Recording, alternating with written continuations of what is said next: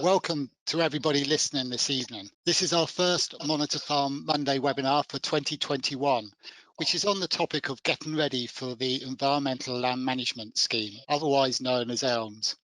We will be focusing specifically on what we know about ELMs, together with possible ideas on how you can farm in a mutually beneficial and viable partnership with the environment. My name is Paul Hill and I represent the Agricultural and Horticultural Development Board in the South East as their arable and temporary beef and lamb knowledge exchange manager. And I will be hosting the proceedings tonight. Hopefully you are all aware that we have extended this webinar by 30 minutes due to the substantial number of bookings taken for this meeting. By doing this, we will have more available time for your questions. Therefore, the plan is to finish this webinar by 8:30 p.m. I am assisted by our in-house technical experts behind the scenes, Christian Goodall, Natalie Gilbert and Philip Dolbert, who will be working behind the scene in order to ensure things continue to run smoothly. Before we move into the main topic, I need to run through some general meeting formalities. First, you will see that your cameras and mics are automatically turned off. This isn't the sign that we don't want your interaction during this meeting, far from it. Instead, to ask questions and raise thoughts, I would ask you to use the conversation or comments icon that you should see over towards the upper top right of your screen. By clicking on this icon, a box should appear on the right of your screen, and at the bottom of this, you will see a place where you can type and submit your questions and thoughts. Then by clicking on the send button to the right of this box, you can send these through. I am intending to do the majority of the questions after both speakers have presented and discussed. And as discussed, I will certainly do my best to put as many of your questions to the panel within the time we have, but obviously this somewhat depends on how many questions we receive. As mentioned, this meeting is now due to finish by 8:30. There are NEROSO and basis points available for this event. Therefore, anyone wishing to claim these points should send these through with their name, relevant member number, date of birth and postcode using the conversation icon as already mentioned. Alternatively, send directly to my email, paul.hill@ahdb.org.uk, and once received, we will fill in the form on your behalf and submit accordingly. So you're aware this meeting will be recorded and placed on the AHDB website and YouTube so you can recap on any of the points raised or slides shown. Everyone attending today will automatically be sent a link to this meeting recording. Please feel free to tweet about anything you feel may be of interest from this meeting. You can do this using the AHDB link shown on the screen and or utilising your own Twitter handle. Next slide, please, Christian. So quickly to the agenda for today. As you can see, we have two very interesting speakers in order to help promote your thoughts with regards to farming with ELMs. Firstly, Marek Nowagowski, who I will formally introduce in a moment. Marek will start tonight's proceedings discussing ELMs and highlighting beneficial opportunities to develop viable joint ventures with the environment and the biodiversity it supports. And then we will bring strategies into reality with Mark Chandler, who is an arable farmer in West Sussex. Mark will give us an insight into what he is implementing on his farm in order to prepare it for the challenges ahead. Next slide, please. So, before we start, I just wanted to give a brief outline to why we are focusing on this topic today. While all of us have now been notified that farming is changing, and with Brexit now done, the EU-UK Free Trade Agreement highlights continued commitment to ensuring that a robust level playing field is maintained through high levels of protection in areas associated with the environment, along with climate change and carbon pricing. Next slide. Linked to this and the challenges farm businesses are now facing is the phase out of all Pillar 1 payments by 2028. Having said this, by 2024, when all payments are delinked from the farmed land, BPS reductions to this point will certainly be felt within the cash flows of farm businesses.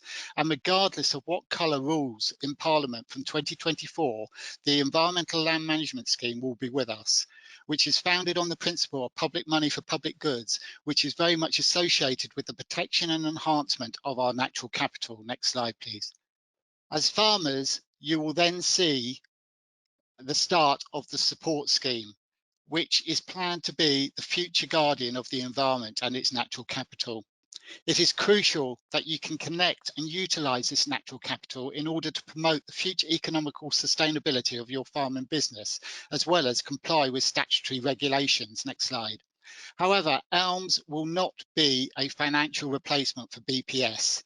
But having said this, we are being told that ELMs can potentially open up opportunities to make our farming businesses more efficient and resilient. However, to have that profitable farm link with conservation, we will need to create a beneficial environmental partnership on our farms.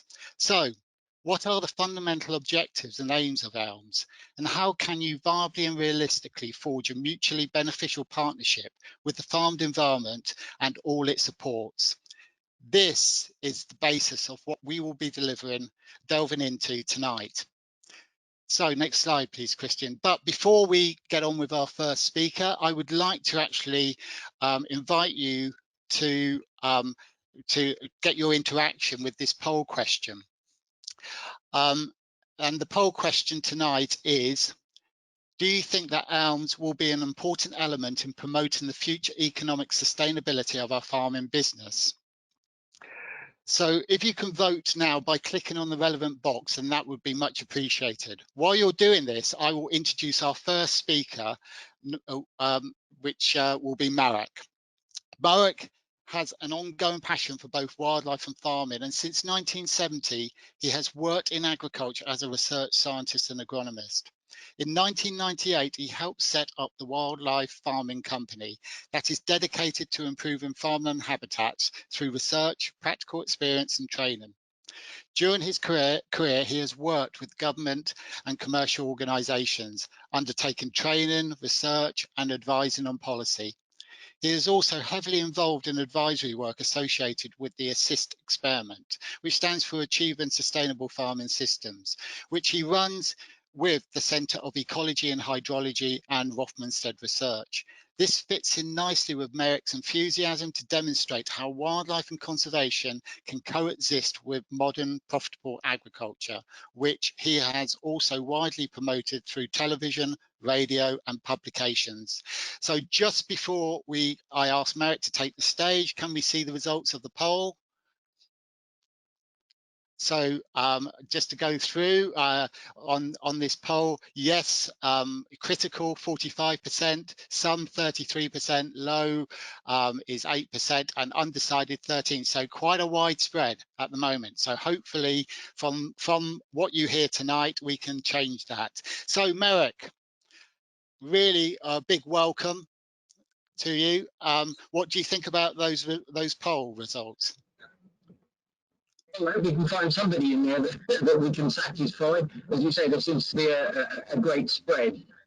So, yeah, hopefully one size will fit all. Brilliant. Over to you, Marek. Thank you, Paul. Good evening, everybody. This is the first time I've done a live webinar, so hopefully the technology won't sort of get the master of me. It's interesting, isn't it? Many years ago, I was told that sitting in a room talking to yourself was the first sign of madness, but I now learn that that's perfectly acceptable if you're doing a webinar. I want to start by talking a bit about setting the scene. Although we are perhaps short of information at the moment, a bit about IPM, update you on the ASSIST project, which is something I would encourage you all to engage with. There is a website, and then hopefully give you a summary at the end. Next slide, please.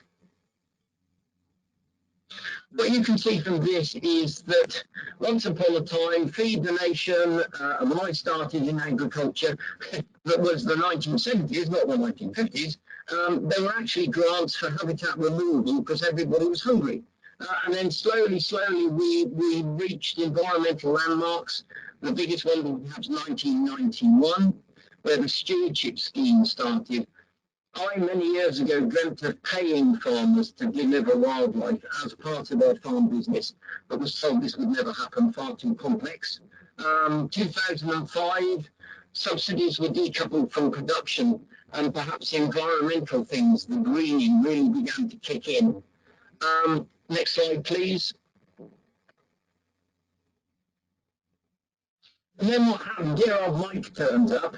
In 2018, he and Greta want to sort of save the world, and I think we can truthfully say that ELM was then born.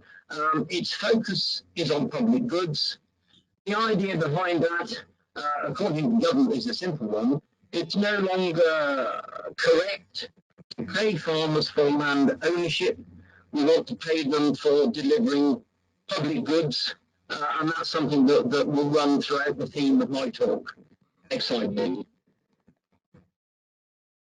This is a word that we're going to, multifunctionality. We're going to come across this word more and more frequently. You can see there a natural ecosystem. You can then see an intensive farmed ecosystem, bottom left. But the one we're going to focus on from now on in this brave new world is the multifunctional agro ecosystem. All things to all men. I think in the Bible it refers to something like the Garden of Eden. Everybody equal, nobody hungry. It's a monumental ask. I find the whole concept fascinating, and I wait with bated breath to see what happens in the years to come. Next slide, please. From a farming point of view, I've spent a lot of time talking to farmers about this wonderful thing called heterogeneity, which perhaps again would be this word multifunctionality. If you look at the top picture, or the top of the picture, grass only, a basic grass mix supports a relatively small range of creepy crawls and things like that. If you go down to the bottom one, which is grass, legumes and forbs, which is the old-fashioned name for flowers, you get this much more robust, much more complex system. Now, if something happened to that system, it would be strong enough to withstand a little bit of pressure, a little bit of degradation. So it becomes much stronger by being multifunctional. And that multifunctionality comes from a diverse, fairly sophisticated mix. I would encourage anybody listening to go for the strong and proven mixes. I would shy away from the cheap and cheerfuls because A, they don't last as long as the more sophisticated, more complex mixes. And if this thing is going to be in place for many years to come, the farmers have said to me, I wish I'd listened to you in the first case. I've gone for the cheap and simple mix. Now I'm loath to plough it up and sow a better mix. So I would really push the costs as much as you can afford from the word go. Next slide, please. So now we move a bit to ELM. Is it an income stream? Is it an environmental opportunity? Certainly the pound note is going to balance it. We need to keep farmers in business. Much of the habitats that we now have are byproducts of various farming schemes. And I think the government and many of the non-farming sector need to be mindful that without farmers managing and changing the countryside, we'd all be in woodland, because that's the natural habitat in this country, which is great if you're a woodpecker. If you're really looking for flowers, you will be out of luck. So never underestimate the part farmers have to play in things environmental. Next slide, please. I've attended a lot of talks and meetings given by Robert Cook. And again, he's from natural England, and he is saying the concept is simple, can't justify paying farmers for owning land. So basic payment scheme goes down, and we are going to introduce, according to him, a simpler, more relaxed approach. We're not sure what that means, but that's a direct quote. Next slide, please. ELM will be split into three things, and I think most farmers will be looking at the SFI, the Sustainable Farming Incentive. It's going to look at soils, it's going to look at water, it's going to look at integrated pest management. I'll talk about a bit about hedgerows. Some of you will be looking at thinking, why else you put hedgerows in? Yeah, there is method in the madness. I'm told there will be three management levels, the basic, the medium and the higher. It will be less prescriptive. There will be guidance and help, and I'll mention that later on. Next slide, please. Then we've got local nature recovery and landscapes. These, I think the local nature recovery, as far as I can ascertain, I sit on a small group looking at the feasibility of some of ELMs proposals. As far as I know, countryside stewardship is going to sit in local nature recovery. Landscapes is for the much bigger projects, the landscapes, the uplands, and new forest.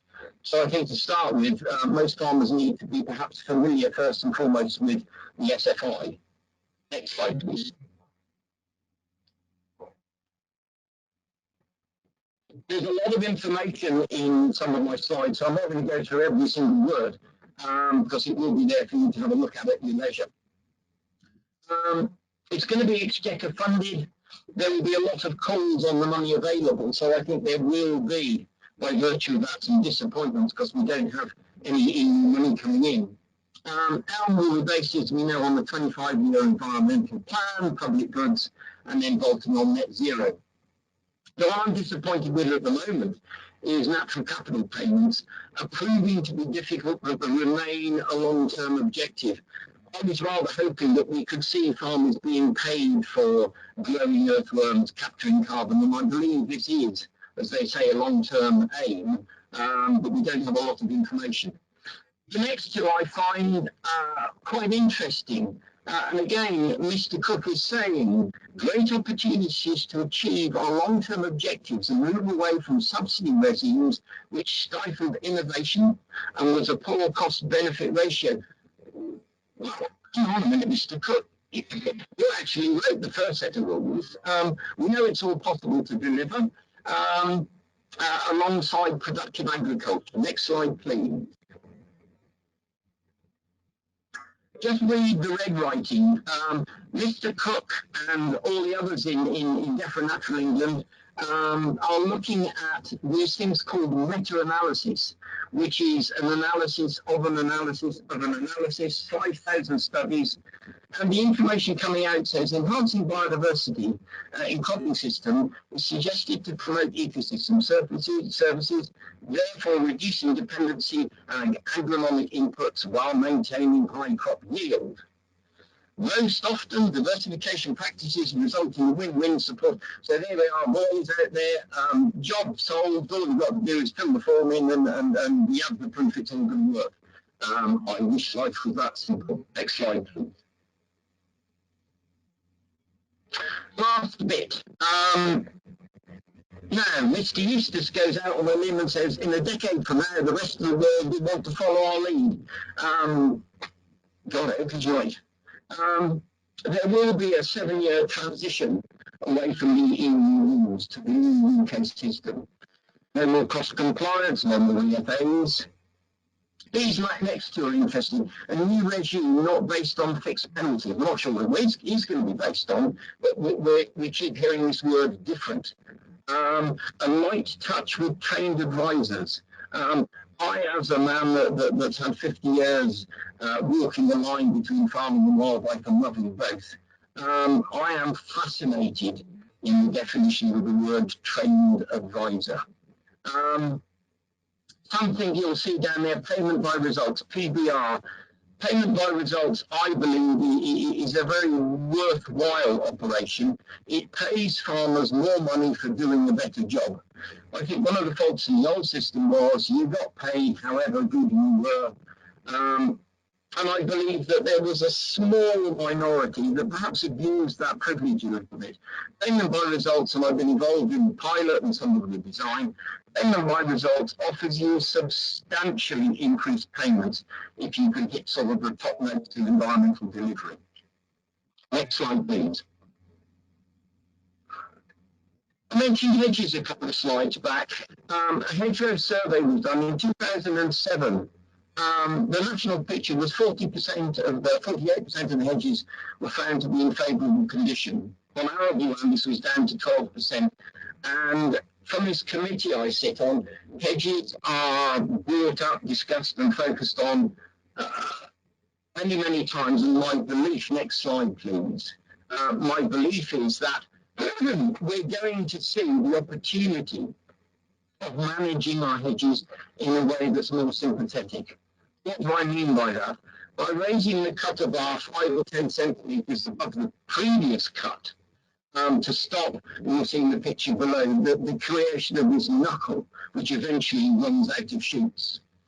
The encouragement to cut in January and February rather than September produces big environmental increases. We'll get this much increased whole community diversity increase by cutting in the winter months where you can.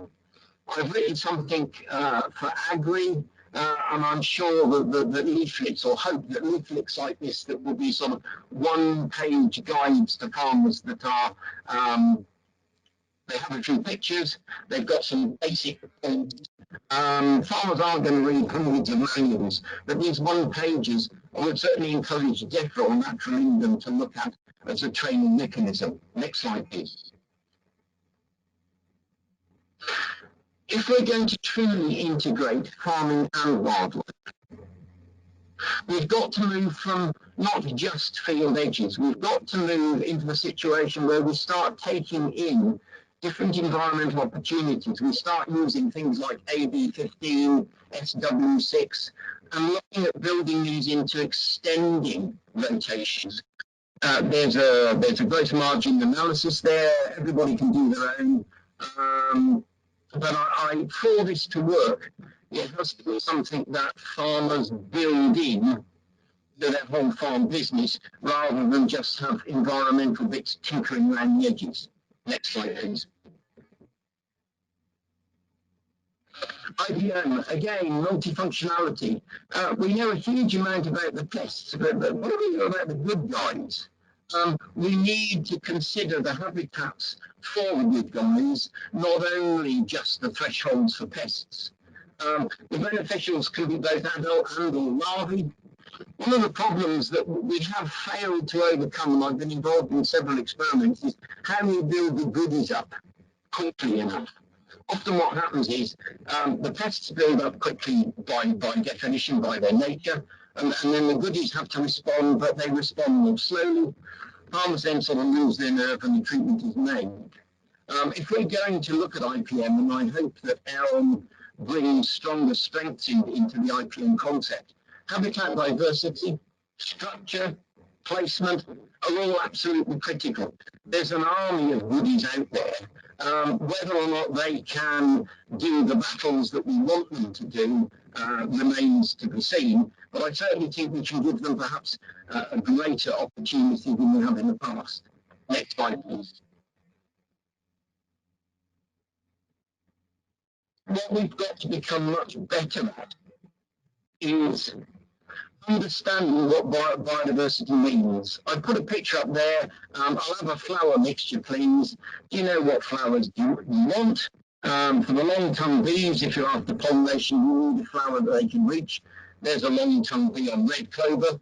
And then many of the hoverflies and the smaller insects have a pad rather than a tongue. So the open flowers, many of the umbellifers, the cow parsley and the wild carrot, so the mixtures need to be designed to achieve, rather like any crop, you choose the right mixture to deliver what you want. Next slide, please. Something I think I really want to emphasise, if you look at what occurs naturally on the farm, i.e. having bought it, the wildflowers, you can see there that during the hungry gap, which is in most situations late February, March, April, this is when many of the good insects come out of hibernation or hatch out. And there are certainly some good wildflowers available. If you look at trees and shrubs, which most people don't really give any thought to, many of the flowering tree and shrub species, again, provide this opportunity in the hungry gap. But if we move to the next slide, please. If we move to the commercially available mixtures, we pretty much miss the hungry gap altogether. So what we're doing is we're piling more food into a time when there's quite a lot of food. I'm not saying enough. But if we're really going to address this environmental thing, we don't all need to become biologists and zoologists, but we do need to understand the limitations or the opportunities that different plants and different mixtures present. And we really do need to focus more on hedgerows, which fits well with the farm because the farm, it's not impeding field operations. Next slide, please. If you begin to join all the dots together, a picture emerges which isn't altogether encouraging. There is a thing that some of you might have heard of called pesticide vigilance, anti-pesticide regulation by following the pharmaceutical industry.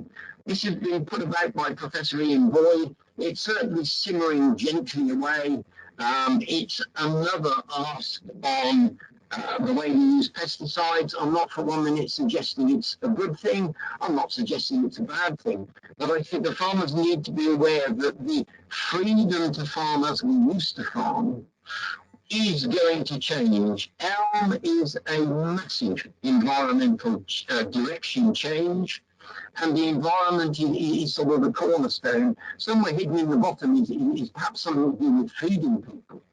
But I think farmers need to be aware that if pesticide vigilance comes about, along with it will come more legislation. Therefore, I would encourage us to be more familiar with IPM opportunities. So we're beginning to build a picture. Next slide, please. All is not gloom and doom by any means. This was the results from an experiment, a long experiment, I think the biggest of its kind, that clearly showed if you got the habitats right, some of the pest-predator relationships help the farm yields. Some of the pollination of crops that needed pollination help the farm yields. So there is an opportunity for payback if you get the thing right on the farm. And if ELM is going to pay you to do this, I think we'll then begin to claw back some of the basic payment scheme losses. Next slide, please. The Assist project, I would encourage all the farmers listening to go onto the CEH or Rothamsted website and dial in the Assist project. I'm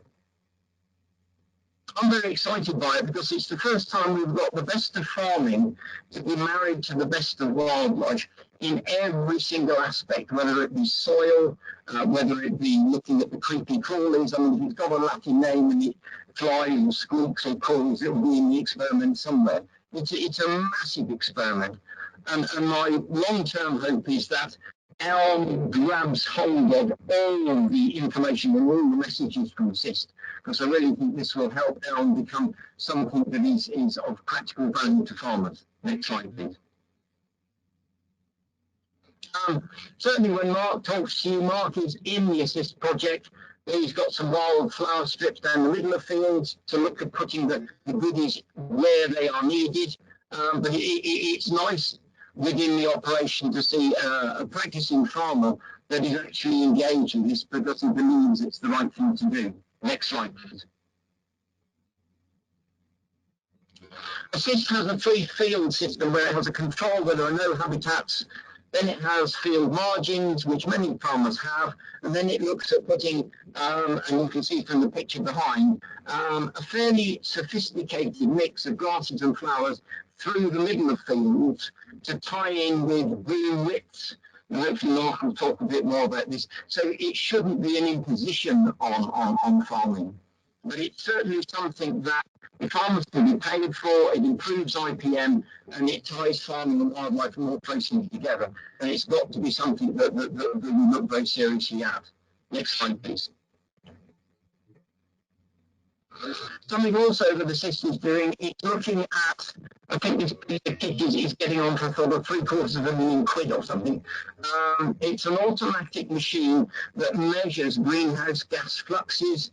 There are 30 plots where that bell jar goes over each plot 12 times in a day. And it's looking at the emissions from soils and crops of methane, nitrous oxide, carbon dioxide, ammonia, soil temperatures, etc. So if we can find anything that improves the environment that farmers can engage with, and then hopefully through ELM be paid for, we're certainly moving in the right direction. Next slide, please. What Skyline did in 2018 and 19 was look at the nitrous oxide emissions in winter wheat And then we added some clover in some of the plots. Then we added some organic matter, and we wanted to see really what happened to the nitrous oxide. Next slide, please. The key findings really said that as far as nitrous oxide goes, nothing really made a lot of difference. But hidden away in the corner there is the undersowing with the clover meant that you could reduce the nitrogen by 25% and maintain comparable biomass yields.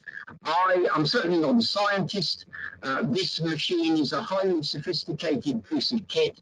I want to see this repeated on many occasions before I think it's something that farmers can take as read and buy into. But it's certainly a step in the right direction, and it's certainly looking at the right things that we need to be looking at. Next slide, please. Again, in the following year, we looked at if we reduce nitrogen, could we reduce nitrous oxide? The simple answer was no. So what this machine is doing is able to test, it's sort of, if you like, a piece of field litmus paper, looking at some very good ideas, whether or not any of these can improve any of the emissions that we know happen on farm. Next slide, please.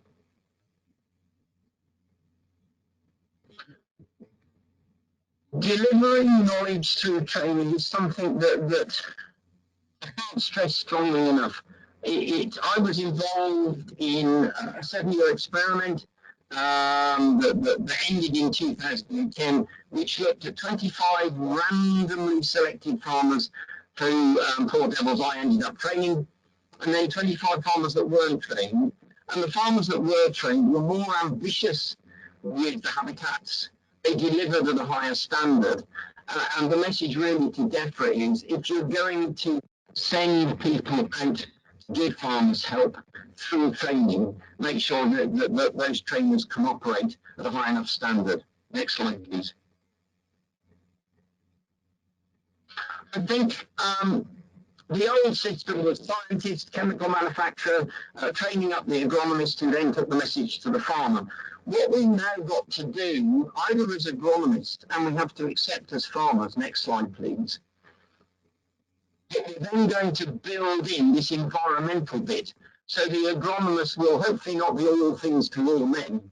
But if the agronomist is able to deliver integrated information that marries agriculture and environment to a farmer that sees this as something that is very much doable and understands, then I think we can get progress. And I think until that environmental and agricultural balance is found, it's going to be difficult to move forwards. Next slide, please. I'd like to finish with perhaps something that I hope would be a summary of the talk. I would encourage all the farmers that I still work with to move into mid-tier, higher tier before 2024 when it ends, because you know you will have some money to put into the bank, irrespective of what happens to BPS or the weather. You will have some collateral. And I think that must be the right thing to do. There is a caveat in the new mid-tier and higher tier schemes that if you feel disadvantaged by doing this, you can get out without any penalty clauses. I now do quite a lot of work with cluster groups, and these I think will become in the future favourable opportunities in ELM. I think we've got to look at building extensions into the rotation with some of the ELM habitats. And again, I think we need to begin to look at, in sustainable farming incentives, IPM, soil health, water quality, and again, as I said, at hedges. Next slide, please. My message, if you like, back to the system is until you can get real farmer buy-in, farmers want to see the sense in it and want to make it happen, until you can give good quality advice and give the farmer realistic remuneration, I think the whole thing is sort of, going to totter along very slowly. Next slide, please. That's it. Thank you very much indeed. Well, thanks very much, Merrick. A lot there to think about. I have just got one question I'm going to ask you now, because I think it actually goes back to what you were talking about with hedges. What is the definition of a favourable hedge? And what will they be looking for in ELMs? A favourable hedge, this was done by a group of or two or three different environmental organisations, Centre for Ecology and Hydrology worked on this. They look at the percentage of new healthy shoots. They look at the overall flowering and health of the hedge in every sense of the word. In other words, if you keep cutting hedge species at the same height, i.e. creating this knuckle, what happens is the hedge begins to be dominated by the faster growing, I suppose you could call them weed species, like elder, etc. So the definition, I can't read you word for word what the definition was, but the definition is seen to be a hedge that is in good health going forwards in the way of sort of roots, tillers, shoots, and flowering, rather than these sort of rather short toothbrushy things that are cut at the same height each year. Brilliant. And just got on that, would because the thought in the past has always been to cut a third of your property a year on hedges. Is that still the thought? I look at hedges a slightly different way. There are birds that need tall hedges, there are birds that need shorter hedges. So if you think of the compass, sun rises in the east, sets in the west. So if you have a north-south hedge, you can let it grow quite tall because you'll get sun on both sides of it. So let that grow taller. An east-west hedge it could be shorter, so you will end up with the birds that want shorter hedges. And as far as management goes, I would look at incremental cutting every second or third year. And that at some point, obviously, roadside hedges need to be cut more frequently. But where you can manage hedges with an incremental cutting every second or third year, the science says that is what gives you these hedges of much better quality. Brilliant. Thank you, Merrick. We'll leave it there because there are a lot more questions that I'm saving up for after. But I'd like to just move things on because I just know that time is getting on. I'd like to just move on to our next poll question prior to our next speaker, Mark Chandler. This question this time is, with the challenges facing farming businesses, the challenges that farming businesses face, are you making or planning to make changes with regard to your farming strategies? What if you could vote in the same format, and while you're doing that, I will introduce our next speaker, Mark. Mark farms in partnership with his father Richard at Moor Farm near Petworth, West Sussex. He is currently on his third year as an AHDB arable monitor farmer. He is also the West Sussex NFU County Chairman and part of the Rother Valley Farmers Cluster Group, which was started in 2018 with the key objective of wildlife connectivity. With over 1,200 hectares to manage, Mark's main farming objectives has concentrated on finding ways to reduce his costs by better soil husbandry, improving soil health, more efficient and productive use of his machinery and labour, along with developing more robust cropping regimes and sustainable marketing strategies. Mark has participated in the Assist experiment, as we've heard, and is now currently involved in a project similar to this that is examining the management of biodiversity in field margins to enhance integrated pest control in arable crops. In 2020, and after much thought and analysis, Mark decided to incorporate additional changes into his arable farming operations in order to try and promote the future resilience and robustness of his cropping business, as well as meeting his core farming ethics. So a warm welcome to Mark, but just before you come on, Mark, Christian, can we see the results of that poll? So we've got, again, with that question, we've got a range of answers, but most people have gone for some. Some people are, 56% are making some changes in their farming business. Mark, does that surprise you? Not really, Paul. No, I think some kind of harks to the unknown, really. We all want to make a few changes, but we're not quite sure how many and how to do it. So no, not surprised with that that result. Well, great, Mark. Great to have you here, and over to you. Thanks, Paul. Good evening, everybody. Christian, can we see my slides? Brilliant. Okay, so just as a way of introduction, really, and to set a bit of background as to where we've come from and why we've made the decisions that we've made. As Paul said, I farm here in partnership with my father, Richard, at Petworth in West Sussex. We farm 1,200 hectares of combinable crops. 60% of that is tenanted on AHA and FBTs, and 40% of that is on contract farming agreements across 6 other neighbouring farms. It's important to mention that because the tenure of the land that we farm has a huge significance as to how we manage it environmentally. Predominantly, we're on a silty clay loam here over Wealden clay, but it's extremely variable. We're on the north side of the South Downs, and the topography really dictates the soil type. So the cultivation strategy is different in every field. Back in 2018, we had 3 full-time staff, and our cultivations was based around a min-till system, and I'll put that in inverted commas intentionally. But it's around a 6-metre Simba SL tined cultivator, a horse sprinter drill, and a tractor. We benchmarked at the beginning of this process our labour and machinery costs independently through Strutton Parker, which put us in the top 10% of the farms that they surveyed. Our 5-year average yields were good for the ground that we're farming.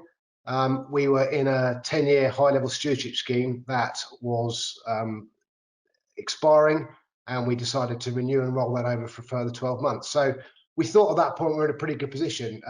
We're farming as well as we thought we could. We cut the costs as hard as we thought we could. The BPS was guaranteed, HLS funding was there, flea beetle wasn't a major issue, deter dressing was in place, and the black grass was manageable. Next slide, please. Then harvest 18 came along, and the dark clouds rolled in, and we felt a storm was brewing. We had wet conditions in the autumn, which meant we had to do extra cultivations immediately prior to drilling. And we had started to use cover crops because it was all the rage, and we felt we better try that and see if it was a good thing. But we were doing all that at our own cost, and we were having to terminate those cover crops prior to a spring crop with cultivations because we were reliant on a tine drill. By the end of that season, the black grass levels had got really bad. We had an explosion due to the pre-drilling cultivations that we needed to do to sort the soil out, and the poor spray efficacy that we had experienced. Also, the flea beetle levels were rising. They were high in the autumn. We had big populations coming out of the grain store at harvest, like we've all seen. But at that time, we sprayed them with a pyrethroid. It worked. The yields were maintained. Carry on as normal. But we did feel it was a problem that was going to get worse. Also, we learned that deter dressing was to be revoked. So we were going to lose our ability to control BYDV through seed dressings. And on the back of that, of course, as we all know, Brexit was looming. We knew now the BPS was on the way out. The future was uncertain, and there was very little detail. So the little icon in the corner there, glass half full, half empty. It depends if you're a pessimist or an optimist. At that point, we were very pessimistic, and that continued for probably 18 months. But actually, in hindsight, probably wasn't a bad thing, because that glass was leaking. It was getting emptier. We felt there was problems looming, so it was time to try and do something about it. Next slide, please. So I won't go through this but briefly. At that point, a SWOT analysis to formalise our thinking. But if you look at that slide, the focus on it for me is everything that we looked at that point as a weakness, be it the existing high-level stewardship scheme that we were in, which was easy money, didn't require any investment. We could roll over for another 12 months again. But what was it actually achieving? It was probably actually holding us back into doing anything different. Our cultivation strategy worked brilliantly for 15 years. Very simple, 4-course rotations of wheat, rape, wheat, beans. We cultivate it, we drill it, we roll it, we spray it, we get a crop, easy, no problem at all. That was breaking down. And the things that were causing that to break down lie in those that threat column. The cost of the machinery replacement was increasing. all the time. The chemical resistance was increasing. The revocation of the chemistry available to us was very real and happening. Climate change, I've put that in, that's a big subject, but the last 2 winters we've had this year, and particularly last year, as we all know, fairly disastrous. At what point does that become the way things are, or do we keep accepting the fact that it's just a bad wet year and next year will be much better? For me, I think it's probably here to stay, and we need to try and deal with it. So in order to try and negate those weaknesses and those threats, we look at what opportunities we can gain, and without reading through that list, you can see it for yourself. But I'll pick at natural capital, which is a subject we're all trying to find out what that is and what the answer to that is. We don't know. For me, I see it as soil, air, and water, and those things that I can have an effect on. Next slide, please.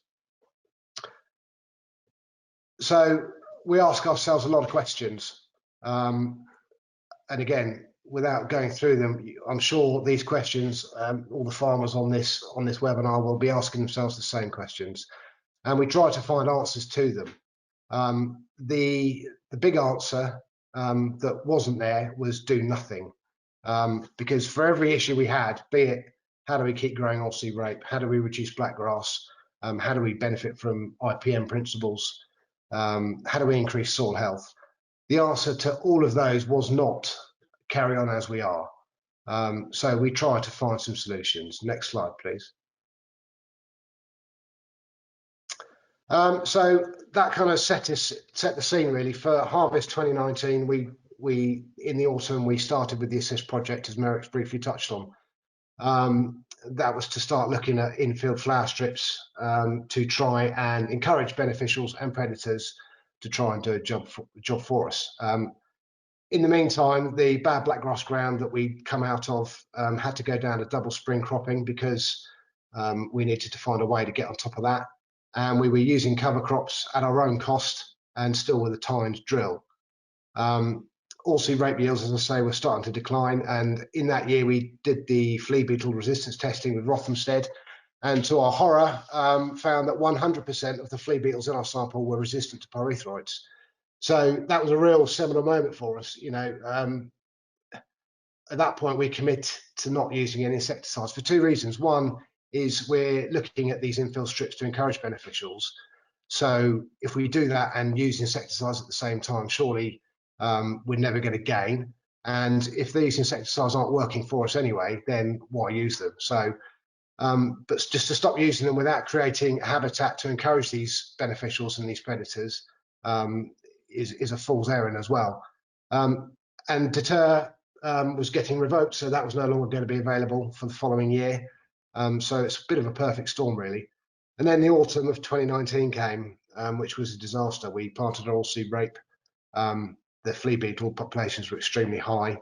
No further autumn cropping because of the weather.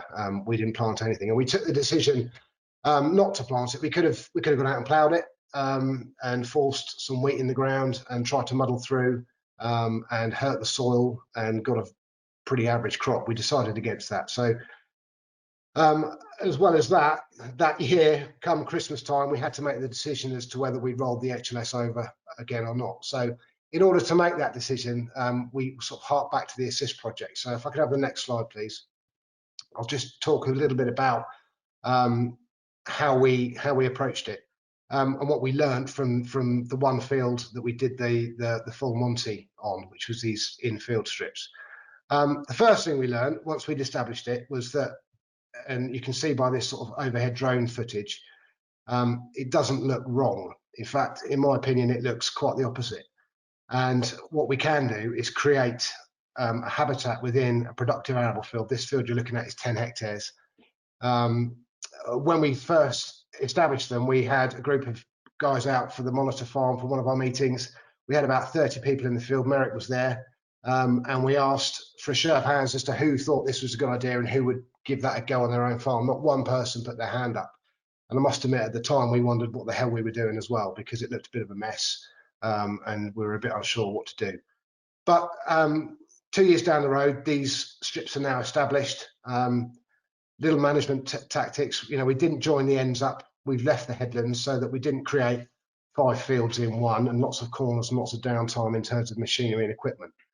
We've placed them no more than 100 metres apart, so they're there in every third tram line. We're on 30-metre tram lines here, so 3 tram lines, 90 metres, then a field strip. Those strips are located outside of the sprayer area, so there's no danger of forgetting to turn the button off. We have to be very careful with spray drift, obviously, but it does allow us to accurately place fertilisers that don't encroach into the flower strips and try and manage it outside of the field. Once they're in, it seems a lot when you do it, because it's the best bit of the field, and that's the bit that's really tough to get your head around. It's quite easy to take a field margin out or a field corner, but to then go through the middle of a 10-ton crop a week with a flower strip it takes a bit of coming to terms with. But with this frequency, we're looking at about 6% of the field area effectively taken out of production. But I don't like to call it taken out of production. Really, it's not. It's just producing something else that we hope will be beneficial. Next slide, please. So I'm going to focus on how we did this and how we're looking after these strips, because it's forming the basis of what we're trying to achieve. In order to get these things going, we established them in the autumn. We can do it in the spring, but we put them in the autumn before we put the crop in. In order to do that, we need the guidance on the tractors, because we map these strips out with a cultivator and a GPS guided tractor every third tram line before the crop's drilled. In order to do that in a crop that's already there, we have to move the tram lines, which has meant redesigning basically every field in terms of ins and outs and where the tram lines run with things like trees and poles. We've also left a 1/4 metre buffer strip either side between the crop and the flower strip in order to maintain a definition between a grassy flower strip and a productive crop of whatever it may be. So those strips were cultivated and sprayed off. The seed was broadcast using a horse sprinter drill, just distributing the seed on the top rather than actually drilling it, to try and effectively create what nature does by just distributing seed itself, and then rolled in. In the first year, we had to top it probably 3 times, I think we did, to control the annual weeds, which can be quite competitive in the first year. Try and get them out so that the perennials can come up below that and be strong and established very well. I used a ride-on lawnmower for this project. Obviously, that's not very scalable, and we can't do that across the whole farm, otherwise we won't have a lawnmower left, and I'll be out there for the whole of the summer trying to achieve it. We'll need to invest a little bit in machinery in terms of getting that right. And then in the summer, both in the first and the second year, we cut and removed the entire sward in order to avoid the grasses taking over. All of this takes time, effort, and of course cost. We also re-established the stale strip along the edge to avoid encroachment. We did see after the first year, especially on the prevailing wind side of these strips, on the northerly sides, grass seed blowing out and then establishing itself in what is effectively the arable area. So we need to be sure to keep that down to 6 meters, otherwise these strips tend to get wider. Next slide, please. Excuse me. So that kind of sets the basis of what we're trying to do. And harvest 2020 was an extremely difficult time for us, for my father, for our whole farm, for our staff. We stuck to our principles, and I would say it cost us. We didn't plant anything in the autumn, and we were committed not turning soil upside down in an attempt to try and force the issue. So of the 3,000 acres we look after, over 1,000 acres of that we decided to fallow for an entire year. But we wanted to use it as an opportunity, really. So we established a cover crop in the summer with 2 main reasons, really. One was to improve soil health, and the other was to see if we could use a legume-based cover crop as a break option, because we were starting to see our rape yields decline massively, and the other break alternatives they kind of live up to their name. They are break even at best. So we put in some crimson clover, bursting clover, vetch, buckwheat and phacelia. It was a King's summer legume mix, who've helped us try and formulate some of these mixes to achieve what we want to achieve, with the potential to see if we could use that and use a 2-year legume fallow option through mid-tier to provide us with an option as a break crop. So we took the plunge, we left that land fallow. We rejected an extension of our high level stewardship because in order to make all this work, we needed to get funding through mid-tier. That application was due in July, and to create a bit of a double whammy, that resulted in a funding gap for us of 18 months, which is why we resisted initially moving out of HLS and renewed it. But having done lots of spreadsheets and costings over the last sort of 8 to 12 months, we realised that the long-term funding was far more beneficial. So it's worth taking that hit now, especially while we still had BPS funding to back us up. We also purchased a Horsch Avatar direct disc drill, and we've tried quite a few drills in the last few years. We've owned 3 or 4 different drills in the last 8 years. We've tried we had an Amazon Kayna. Before that, we tried strip tilling with a Claydon. We've got Borgo points on our Horsch Sprinter drill to reduce soil disturbance, none of which really tick the boxes. We needed to get a disc in the ground so that we could maintain the green cover and establish these crops without disturbing the soil. So we did that. We also went down from 3 to 2 full-time staff, not intentionally. We had one guy who decided to emigrate to Australia. Hopefully it wasn't because he was trying to get as far away from the farm as possible, but he saw opportunities there. So it coincided with the bad year, so we haven't replaced that person, and our intention is to try and run a system that doesn't need him. So was it a potential financial disaster, or was it an opportunity to restructure? It's a little bit of both, actually. But it wasn't the financial disaster we thought it would be, because it's surprising how well you can save money when you're not growing a crop. The spend wasn't really there. And the thing that really pushed us on, you'll see in the bottom left-hand corner, right-hand corner, sorry, DEFRA, if you're sad enough to follow DEFRA on Twitter like I am, when they launched the ELMs consultation document, when they launched the agricultural bill, when it became law, they used a graphic which you might recognise. That is our assist strip field. They did some footage here about 13, 14 months ago, just for some stock footage. And every time they talk about this subject area, this pops up. So that kind of encouraged us to, this is kind of where the direction they're trying to head. Next slide, please. So the challenge was how we utilise mid-tier to achieve our IPM objectives and prepare for ELMs. So the priority, as I say, on the back of what we learned from Assist, was to create linear habitats to encourage beneficial insects throughout the farm. Now, to do this, we go from one field to the entire farm. And we've created AB8s, which is the mid-tier wildflower strips. And we're going to establish 32 strips across the whole farm. We've done half of that this autumn, and we'll do the remainder after this harvest. You'll see this farm plan below. This is from Land App, and if any of you probably use this, if you don't, I thoroughly recommend it. It's a very good way of trying to design a scheme across a landscape scale, which was probably the biggest challenge.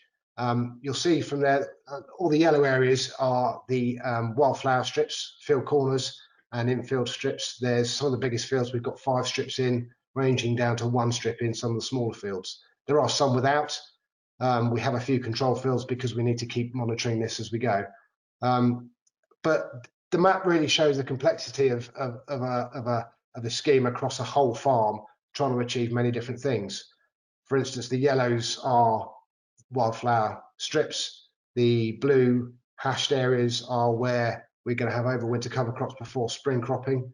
The purple hashed areas are wild bird food, and the light green areas in the left-hand screen are 2-year legume fallows. One thing to point out here is in the big field on the left, you'll see the bottom right-hand corner is green and the rest is blue. That is because rather than try and block crop 2-year legume fallows, which we think isn't feasible because it takes too much good ground out, we will overcomplicate it by taking poor areas of production out for 2 years to try and improve the soil. Next slide, please. So that's the first tranche of what we're trying to achieve. The next one is, as I say, using overwinter cover crops, where we're doing that anyway to try and control blackgrass. We're on heavy ground, so it's not really spring cropping, but we're finding ourselves having to do that because for those reasons. So we use a mix of Phacelia and black oak. This is the Sprinter Pro mix that we we got on board with after visiting the Landport project with Agravista. It's a low seed rate, doesn't smother the ground, and allows blackgrass to germinate. And it also improves the soil structure and the stability. So we were doing this anyway, so why on earth wouldn't we go into a scheme that funded us to do it? And the biggest challenge through our mid-tier is trying to commit an area for 5 years and fitting that in with the planned rotation. Next slide, please. So the third tranche of it is as I say, a 2-year legume fallow. This picture is the 1 year stuff that we had the Phacelia and buckwheat and clover mix. We topped the Phacelia and the buckwheat before it went to seed, and the result was the clover came from below it and ended up looking like that, which was fantastic. We then sprayed that off and drilled it with the Avatar, and we'll talk about that in a minute. But we're looking at it because it's low risk. We know the margin on it. We know it can improve the soil, and it potentially can replace oilseed rape for at least one of those 2 years. We're going to utilise it on the porous ground rather than take blocks for the reasons I've just explained. And again, it's very difficult to fit around a rotation. You have to kind of get away from the obsession of having wheat break, because the whole thing is a bigger picture than that, really. So again, a 5-year cropping plan required to establish the minimum areas that we can commit to, because these areas have to rotate. And we felt it was essential to be able to do this without disturbing the soil. So we had to return this to a wheat crop at the end of that 2 years without undoing the good that we'd done. And it's interesting, on Merrick's slide, I noticed there was a figure in there for ploughing with his AB 15. I would disagree with that for those reasons, really. We're trying to avoid that. What we don't want to do is undo what we've tried to achieve. Next slide, please. And finally, to sort of finish off the habitat creation across the farm, will be areas of wild bird cover.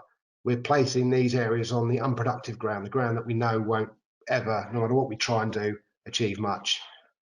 We still got to grow a good crop of wild bird cover on it, but we haven't got to try and push 10 tonne of wheat or grow a break crop.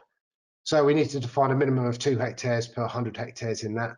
That's the area within the application, not the area of the whole farm. So it's not a huge area. We needed it to balance the whole scheme to make sure we tick the box for the wildlife and pollinator packages, because the mid-tier is competitive, and I think elms will be competitive depending on which level you go in at. It's quite handy for the shoots. Not that we've made much use of it this year, unfortunately. And it's a rotational option, but it doesn't have to rotate. The grey areas within these schemes are such that you can put it in the same place. So next slide, please. So it's how we fit all that into a rotation. That's been the biggest challenge, really. Our mid-tier started 11 days ago on the 1st of January. Fortunately, we got accepted, and we got told that before the end of the year, which was really encouraging. But of course, for the first year, we've got a crop in the ground across all of our fields. So year one is business as usual. By the end of the first year, we will have had a harvest, and we'll only be 3 or 4 months away from our first mid-tier payment. At that point, well, of course, this autumn, we have to start putting things in place. So we look at where we can put the legume fallows. We try and place them, obviously, after a crop of wheat. So we're looking at wheat, 2 legume fallows, followed by wheat, followed by a break. We then have to find where in that rotation we can fit the spring crops in order to put overwinter cover crops and get them funded. They're the areas you'll see in yellow. But the key to this slide really is if we look at a rotation annually, so if we look down that table rather than across it, it starts to look tenuous, because in 2023, for instance, there's only one of those blocks is winter wheat. After much deliberation, we look at it the other way around. We look at it in a linear way. So rather than look at it down the year, you look at it one block across the 5 years, and we're looking at 3 weeks, 3 weeks, 2 weeks, 3 weeks. So what we're having to do really is average the margin we're going to get over that farm or over that block of land over the next 5 years, not look at the farm in a snapshot in this 12 months, because if we do that, there will be a point in that 5 years whereby it looked really poor against what would have been 50% wheat. And of course, at some point in between those 2 arrows, when the scheme ends at the end of 2025, we anticipate that the sustainable farming incentive and ELMs will come into it. We have the ability, we've been told, to pull out of mid-tier if we want to and move into an ELM scheme, or potentially we will be in a position whereby things that we can get funded for through the sustainable farming incentive will already be in place because we've done it early enough. We've only done this on a proportion of our land, so this is just on our own tenanted farm, because on the contract farming agreements, and I'm sure many farms will be in the same position, that's very difficult to do, and we need to be able to get it right at home so that we can go and offer a service to our customers, to our neighbours, and provide a solution for them, because they're all coming and asking the same questions that we're asking ourselves. How do we do that? How do we move forward? And how do we fit ELMs into a standard cropping rotation? Next slide, please. So does it pay? The big question. The quick answer to that, I could take all that off and put I don't know, but I've tried to just highlight a few facts here. So we're farming 440 hectares that's come into the mid-tier. That's the proportion of the total area that we farm that we're focusing on at home. Of that, 52 hectares is going to go down as a 2-year legume fallow. But the beauty of that is we're getting 5 years money for a 4 years crop, because you've got 2 sets of 2 years. So actually, when you look at what we don't do is look at those legume fallows as a standalone gross margin, because actually the income you're going to get from it is not the 544 quid. It's actually going to be 652 when you look at it annually. So the margin is quite good on that. The flower strips, we got over 50 hectares of those when you put them all together, which sounds horrendous if that was one field. But actually only 21 hectares of that are the assist strips. So they're the bits that we've taken out and put in the middle of the fields. And the remainder of that is our existing old high-level stewardship field margins and plots. We're quite fortunate in that the way we've managed those has allowed us to roll those over because they already conform to the prescriptions required for AB8, and we know that because we had those plots independently surveyed. Some aren't quite there, and we are replenishing them and re-establishing them to make sure that they do. So the income achieved from that is fairly decent. The winter bird food is a bit of a no-brainer on land that wasn't particularly productive, and the winter cover crops, which will effectively be a quarter of the area of the farm. So 1 in 4 years, we've got 25% of the cropped area down as a spring crop. This just increases the spring cropping margins. It's a cover crop we need to do anyway, I think, because we don't have bare soil over the winter for all the reasons we understand. And by putting £114 worth of funding in for that, we can increase spring cropping margins by £60 a hectare. That's just the financial return, let alone the soil health benefits it brings.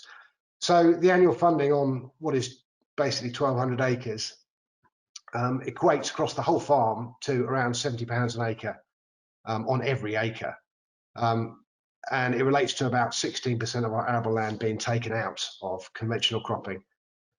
So that kind of, without going through every field, every gross margin and everything like that, it damn near replaces BPS at that point. And we haven't lost a huge area of land, and we're doing, I think, very beneficial things in terms of soil health, in terms of cultivation, in terms of cost reduction. What we do need to do, and if this is extrapolated across a bigger acreage and our contract farms, and we do lose more land, then we will need to reduce our fixed costs, because if we maintain the costs as we are, but farm less crop, then of course, by its very nature, the cost of doing that becomes greater on the bit that you are still doing. So in order to extrapolate that, we need to really reduce our fixed costs over the remainder by about £50 a hectare to stay where we are. I think that's achievable. Next slide, please. I shan't dwell on this too much. This is, if you look at the bottom line of that table, the net margins, winter wheat, no matter what stewardship scheme you think about or try and look into, none are going to compare to a crop of wheat. But the mid-tier margins on those options come second only to winter wheat. What we do know is here, all the spring crops really don't perform. What they do is create a very good break and a good entry for the winter wheat. But I don't think by having those in the rotation, it's going to be detrimental. Next slide, please. So, does it work? The Petworth model to farm here, we think it does. Time will tell, but the early signs are pretty encouraging, I think. It's not guaranteed. The bottom left-hand corner is one of the fields we put in after the annual fallow, and it is there's bad areas, but we think it will work. We think the system is ELMs. The caveat to that is, of course, it's only my opinion. And just very briefly, at the bottom there are the 4 things that we are monitoring as part of the soil health project: organic matter, earthworms, soil health, and bacteria. We've only got 2 years worth of results. We'll have 5 years by the end of it, but they're all on the rise. Next slide, please. So to sum it up, I'm sorry it's been brief. It's a big subject and we haven't got a lot of time, but basically, in order to make this work, we had to decide what we wanted to achieve and what problems we needed to deal with. For us, it was blackgrass, it was insecticide problems and resistance, it was the weather, and it was our rising costs. Can it fit into the farming system? We've made it fit. We give the habitat that we're trying to create as much attention as we would a crop of winter wheat. We do it for the right reasons, and we try and find a way to fund it. We don't just chase the grant. And what we've done is accept what's on the horizon. The ELMs is coming whether we like it or not. So let's get it done now while we can still have a bit of funding for it via BPS, and we can make the mistakes with a bit of insurance policy. And keep our fingers crossed. We're not sure if we're doing the right thing. We hope we are. We've got a philosophy when we're trying to stick to it. And we think this is what the public want. We think this is what DEFRA is pushing us towards. And environmentally, we think it's a fantastic thing to do. And time will tell, but we're trying our best. So with that, I will pass you back to Paul. Thank you, Paul. Thanks, Mark. Really interesting. I think one of the major things is that you've got to believe in what you're doing. From what you're saying, Yep. There's been a few questions which I've just actually gone down, but one of the questions which I can go to you and Merrick is about Roundup. Does the system that you're running rely on Roundup? Yeah, definitely. So, yes, it does, and it's a big gamble. But if we sit here and don't do that because glyphosate might be gone in 5 years' time, then how's that going to benefit anything? If the good thing about what we're trying to achieve is in 5 years, if glyphosate is gone, which will be an unmitigated disaster environmentally, in my opinion, then what we're trying to do doesn't work. And the solution to it is go and plough it all. And that may be where we end up. And if we do, it'll be an absolute disgrace. But yes, it is absolutely vital on glyphosate, in my opinion. Merrick, what's your thoughts on that one? Yeah, I wouldn't argue with Mark. I think that more work is needed as we go deeper and deeper into our knowledge on soils and the living part of soils. We need to look at the realities of any effects those glyphosate treatments might have. But the balance is we're asking farmers to spend less on cultivation. We're trying to build up a carbon layer. And in the absence of glyphosate, cultivation makes, or a stronger case can be made of cultivation. And it's really a case of enough experimentation to examine and balance those two to come up with an answer, rather than just the environmental impact. I mean, it was very similar in some of the neonicotinoid stuff. Neonicotinoids disappeared, so we ended up with sort of synthesized pyrethroids being used as a means of draining crop pests. I think there's a very real danger that people have to be aware that be careful what you ask for. We do know a lot about glyphosate, and I think it's a management tool that can be used judiciously in any treatment. We're going to have to rethink the whole thing if it disappears. And there's certainly nothing. There are one or two products that make some claims as replacements, but none of them are fully systemic like glyphosate. It's something very much on a lot of farmers' minds about this, about chemicals going forward. And I've got another question similar, which I'll pose to both of you. Mark, you go first if you would. Going forwards with the pressure to use little or no insecticides, does crops like oilseed rape have a future on the farm? Secondly, another pressure for us is the use of less N. Should DEFRA be paying farmers to grow more pulses? Mark. Yeah, oilseed rape. It didn't have a future before. we stopped using insecticides. So we stopped using insecticides because they didn't work anymore. At that point, rape didn't have a future on this farm. And until we can remedy that, it doesn't still. So we don't know if creating these habitats will negate that problem. As Merrick said, it's going to take years to find out. But what will help is increasing. We were growing at 1 in 4. That's too tight. The population builds up over time. We've had a break this year. We'll try and break the cycle. It's part of the IPM principle, really. And so, yes, I hope it has a future because it's a key part in what we do. And whether at some point, you know, the science comes up with an answer, be that through gene editing, whatever new technologies are coming, which I think, you know, sound very exciting, particularly in the cereal sector, then maybe. But if it doesn't have a future, then what's the alternative? So, you know, we're trying these options as an alternative if we can't make oilseed rape work. We're trying soya. We've grown soya for 3 years now as an alternative to oilseed rape. We can make that pay. It's not a money spinner, but it is an alternative. And if the plant breeders get involved, it becomes more popular, then that's an alternative option.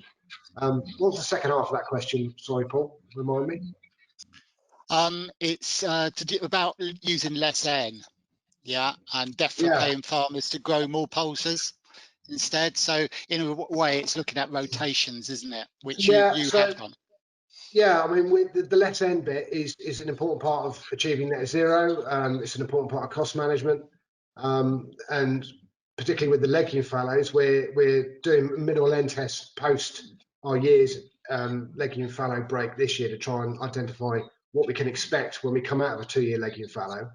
And you know, it's certainly if we get paid for those sort of things, and this is what we all want to know, isn't it? What will we get paid for? Will we get paid for reducing our nitrogen usage? Will we get paid for reducing leaching? You know, will we get paid for increasing organic matter? The answer is probably yes to all of the above, I think. So we need to learn now how we can achieve that, and so that we get to a point in 2 or 3 years' time where we can say to the powers that be that we have reduced our artificial fertilizer usage by 15–20%. What's that worth to you? You know, it's worth something to us, even without funding, because obviously it's more efficient use of inputs. So yeah, I think it's somewhere we're aiming for, and I hope we end up at. But it's going to take, you know, 3, 4, 5 years to try and build enough data to understand what we can achieve. Brilliant, Mark. Merrick, moving to you on that question, because obviously with the Assist project, you know, trying to get beneficials out into the field, and particularly parasitic wasps, which we know do attack the stem flea beetle, but it's how you get those beneficials, enough of them there before you get the problem with the pests. Yeah, I mean, many years ago, this was the concept in the 3D project where they looked at setting up multi-species flower margins and then using pheromones encourage the goodies to sit on the edge of a field where you think you need them. The idea there was to shorten the delay between the build-up of the pest and the arrival of the predator. It remains to be seen. One of the things that is going to be extremely valuable in Assist is whether or not the right habitats managed to a high level. That's why we pick the farmers carefully. I don't think it's the complete answer, but I would like to think that the writings on the wall with things like pesticide vigilance, insecticide resistance, we've got to look at alternatives that will help. It would be the complete answer. As far as using legislation, that's my feedback. Fertilizer placement is Skyline and the work that CH and colleagues are doing will give us some information. But I mean, we are on a very complex journey that is going to take some, well, the pull through between habitat creation and seeing its benefits is a minimum of 5 years. We're told by ELM that ELM will study in great detail over the next years. So I see a lot of changes coming in. The information we get is made available Hi, Merrick. Yeah, just some of that I don't think we've got because the reception isn't very good at the moment with that. So we'll see how we just get on just with one or two more questions. But what I will say to people is if we don't get to your questions tonight, what we will do is get them all answered by our panelists, and we will put it with the recording of this webinar, so at least you can see what the panelists have said with regard to that. Mark, just going to you at the moment, what is your view on farms situated on clay loam ploughing for cereal crops? What's my view on ploughing for cereal crops on a clay loam? Clay loam, yeah. Personally, don't do it. We are on a clay loam, we're on a silty clay loam. We range, like I say, from some of our ground's very heavy clay, some of it's up to 60% silt content. So we have all sorts. We've been there and done that with ploughing. What we're finding, and it's not a quick fix, is that if you can get the soil in a good state to start with, if you try and stop cultivating on ground that's not suitable for it and that isn't particularly self-structuring, then you'll get yourself in a lot of trouble very quickly. And you know, it might take a year's fallow with a crop to get it into a position where you can start to do that. And it takes years actually. You know, Dad stopped ploughing 20 plus years ago, and the soil's been improving ever since. And we're just taking the next step to it. And I wouldn't dream if it meant going back to ploughing. A, I couldn't afford to do it. B, the cost of doing it and the carbon release and the earthworm destruction is such that I'll probably look at doing something else, because for me it goes against everything we're trying to achieve. It's doable. Yeah. Brilliant. I'm just aware of time, and I want to get in a few more questions. There's one here which I think is quite important, Mark, because I know you're a member of a cluster group, and I know, Merrick, you've been involved with cluster groups. And the question is, where are these cluster groups, and how would we join? Well, the cluster group, yeah, for us, we've got a local cluster group called the Rother Valley Farmers Group, which is basically centered around the Rother Valley and the River Rother and Southern Water help and contribute to that cluster group. But it's a local group, and you can create your own cluster group. You know, when we look at landscape scale change, if you look at things like we're trying to achieve, it's great one farm doing it, but if next door's not, then when do we get real benefit? So we get together with our neighbours. You get a group of 5, 6 farmers together, create your own group, try and get a common goal and try and achieve a landscape scale change, because under ELMs that will be funded. They will be contributing expertise and finances to create that, because they know no one farm can do it on their own. And once you create the cluster group, you start getting in private funding and private you know, advice. So we're getting the water companies involved. They're funding the soil health project. They're also funding a 1-year fallow option for us, which is a double cover crop, which is trying to replicate what we achieved last year by default because of a bad year. So the cluster groups create opportunities, because you get in a room full of people and you ask yourselves, what are the issues and how can we solve them? And there's companies out there, you know, that want to get involved and want to be on the bandwagon. So, you know, let's take advantage of it. But yeah, it's through stewardship, and it's through you know, creating relationships with the people nearby. Marek, I won't ask you the same question, but I'm hoping that the reception will just see us through this last question I want to put to you. We've had a fair amount of questions about hedgerows, which I think we'll sort of sort out afterwards and get those published, your answers. But there's one here about inverted hedges called ditches. And will there be points or money for favourable ditch management? To be honest, I haven't seen anything relating to inverted hedges. It's a very good question.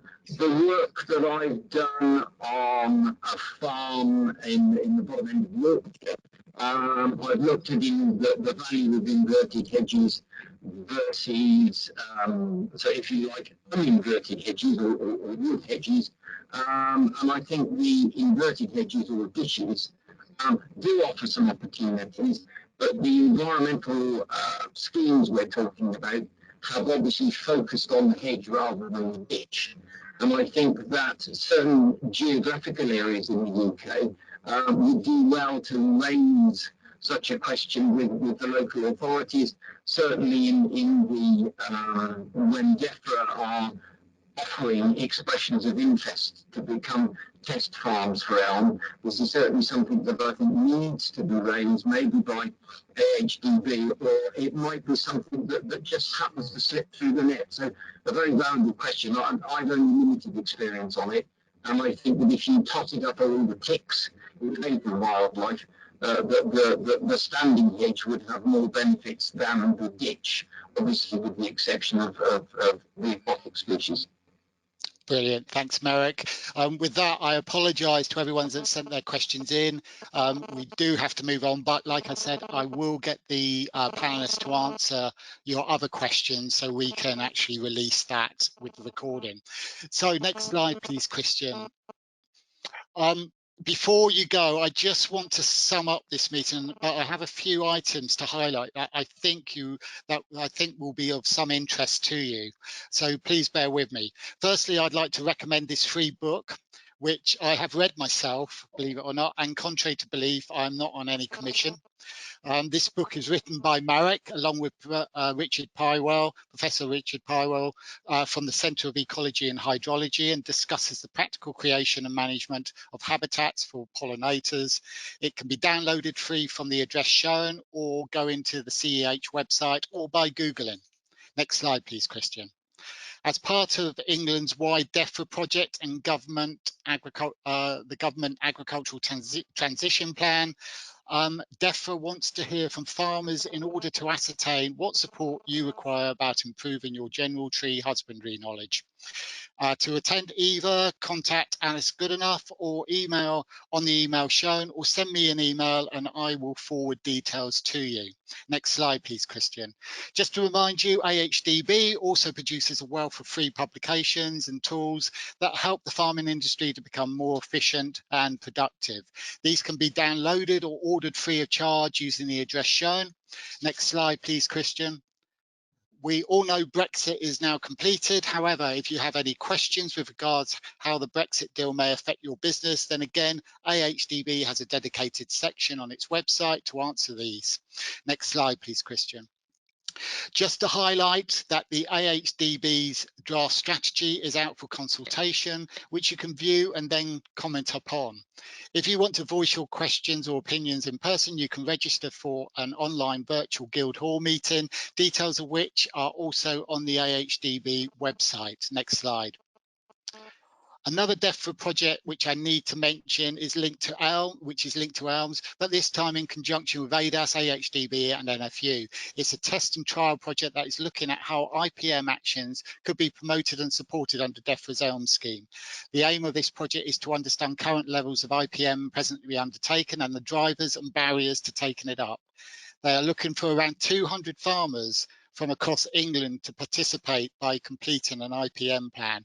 As part of this, you will be given the opportunity to attend workshops or one-to-one IPM advice meetings. Also, and you'll be pleased to hear, there is some funding available to compensate for your participation. If you wish to apply or find out more, please visit the website shown or contact myself, and again, I will forward those details to you. Next slide. This is the final slide on the info, just to highlight that our next Monitor Farm Monday meeting, this will focus on mental well-being within the agricultural sector, which, as we know, can certainly be a lonely and stressful occupation. With mental health affecting around 1 in 4 farmers, this meeting will be discussing things like how to recognise symptoms, coping mechanisms, as well as how to support someone with an illness that is still with an illness. This illness is very much ignored and very much misunderstood. Bookings can be made via the shown website link, and as mentioned, all of tonight's slides and presentations will be available to review on the AHDB Monitored Farm Monday website. And again, as mentioned, we will try and get all the questions unanswered. We'll sort those out and get those on as well. Next slide, please. So finally, to sum up tonight's meeting, the presentations, discussions tonight have shown the opportunities and benefits for incorporating natural capital into your farming strategies, especially in relation to promoting future whole farm business sustainability and productivity. So with natural capital in mind, I would like to leave you with these final thoughts. Firstly, we need to think of the natural capital we possess on our farms as an asset. This asset is totally free, and therefore it should show no depreciation on our balance sheet, unlike your machinery. However, this is on the proviso you haven't or you don't destroy the natural resources you have. Secondly, it must be valued both in monetary terms and the physical sense, similarly to what you do with other assets on your farm.